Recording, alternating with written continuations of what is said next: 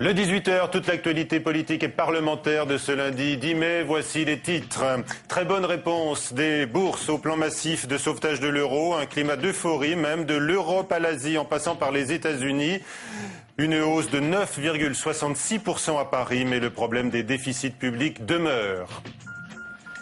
L'accord pour sauver la monnaie unique est un tournant pour l'Europe, assure Dominique Strauss-Kahn, mais la liste des pays soumis à de fortes turbulences politiques s'allonge après la Grande-Bretagne, la Belgique, l'Allemagne. Nicolas Sarkozy nie toute inflexion vers l'austérité. Le chef de l'État a retrouvé tout à l'heure les syndicats lors d'un nouveau sommet social. Au programme, non pas la réforme des retraites, mais l'avenir des mesures de soutien à l'emploi et aux ménages modestes.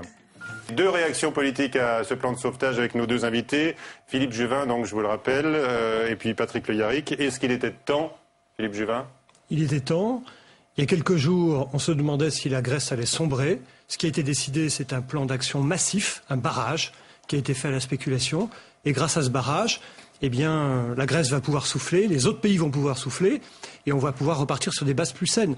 La véritable difficulté, c'est que la zone euro n'est pas plus endettée que les autres zones dans le monde, mais la zone euro est morcelée. C'est-à-dire qu'il n'y a pas de gouvernance unique européenne. Et jusqu'ici, l'Europe était silencieuse, absente. Tous les présidents, l'Eurogroupe, président de la Commission, président du Conseil tournant, tous ces gens-là, en réalité, s'agitaient, mais étaient en réalité silencieux et n'agissait pas. Il fallait quelqu'un qui monte la voie. Ce qui s'est passé, c'est qu'il y a eu un pilote dans l'avion. Le pilote, ça a été le président français, Nicolas Sarkozy, qui a refait la même chose qu'il y a un an. Souvenez-vous, quand la présidence française de l'Union européenne s'est saisie de la question de la crise, c'est lui qui a porté cette affaire. Eh bien, depuis 2-3 jours, qu'est-ce qui s'est passé ? Personne ne s'occupait de cette affaire. C'est lui qui a porté ce week-end la réponse coordonnée. Il fallait une réponse massive. C'est ce qu'on a fait. D'accord. Patrick Le Yarrick, d'abord, comment est-ce que vous réagissez à l'euphorie des marchés qu'on vient d'évoquer ? L'euphorie des marchés m'inquiète toujours parce que moi, ce à qui je pense, c'est au peuple avant tout.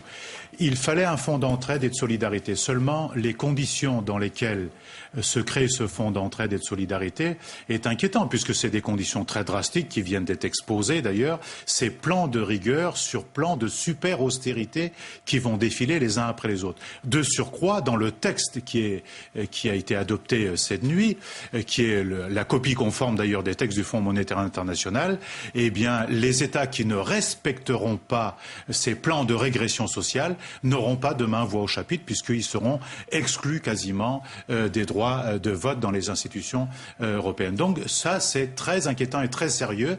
Et donc, on peut rentrer dans un cycle récessif extrêmement grave dont on n'est pas prêt de sortir si on ne s'occupe pas d'abord du développement social, de l'emploi et des développements des capacités humaines. La réalité, c'est que le développement social, les hommes et les femmes qui sont derrière les emplois et les entreprises, avaient besoin de ce plan de sauvetage. La Grèce était en train de sombrer. Derrière elle, le Portugal, l'Espagne et d'autres pays fragiles. Il fallait agir. Alors aujourd'hui, on peut nous raconter ce qu'on veut en disant il faut faire plus social, etc., etc.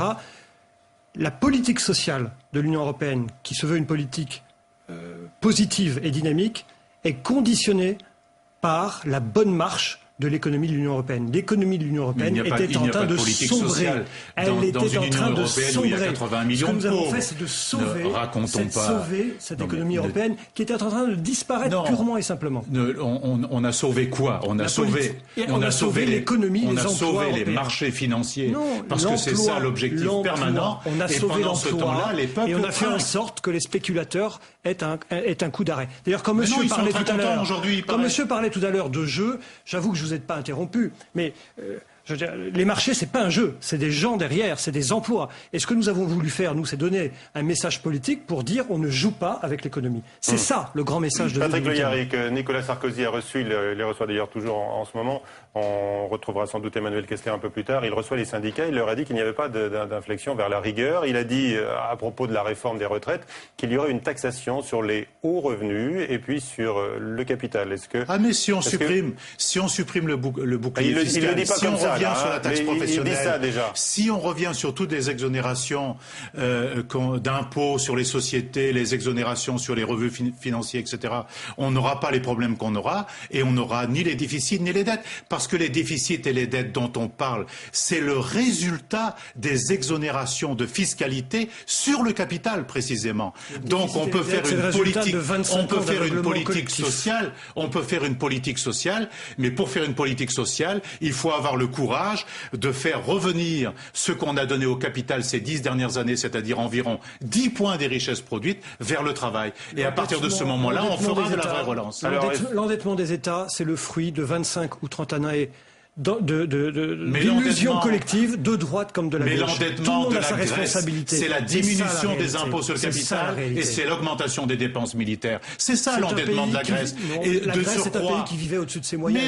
Mais non, vous qui avez approuvé tous les traités européens, la Grèce est un pays où il n'y a même pas d'organisation du droit des sols. Vous savez, il n'y a pas de cadastre en Grèce. C'est incroyable. C'est un pays où rien n'est organisé. C'est pas le seul pays, mais vous l'avez fait quand même entrer dans la zone euro en lui demandant de camoufler ses comptes pour qu'il puisse être dans la zone euro.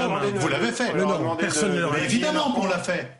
Évidemment qu'on l'a fait. Et aujourd'hui, on continue de leur vendre des armes. On savait qu'on était très jeune. Faites pas votre Cohn-Bendit. François Fillon, il y a quelques jours, a expliqué qu'en raison des écarts entre les pays en matière de compétitivité, on ne pouvait pas avoir une monnaie commune sans avoir d'harmonisation sociale. Ça, c'est la grande nouveauté. Alors, il y a une Europe unie, il y a une monnaie commune, mais il n'y a pas de politique économique concertée. En matière de retraite, par politique exemple. Fiscale, harmoniser tout ça. Politique de retraite, politique des droits divers. L'Europe n'est pas allée jusqu'au bout. On a une monnaie commune, mais nous n'avons pas de règles d'utilisation de cette monnaie commune. Et ça, c'est un problème.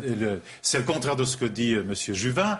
C'est que l'harmonisation, selon M. Fillon, c'est une harmonisation vers le recul social. Mais pas du tout. Or, mais bien sûr que si. Vous mettez la retraite à 67 ans en Espagne comme en Grèce et vous voulez la reculer ici.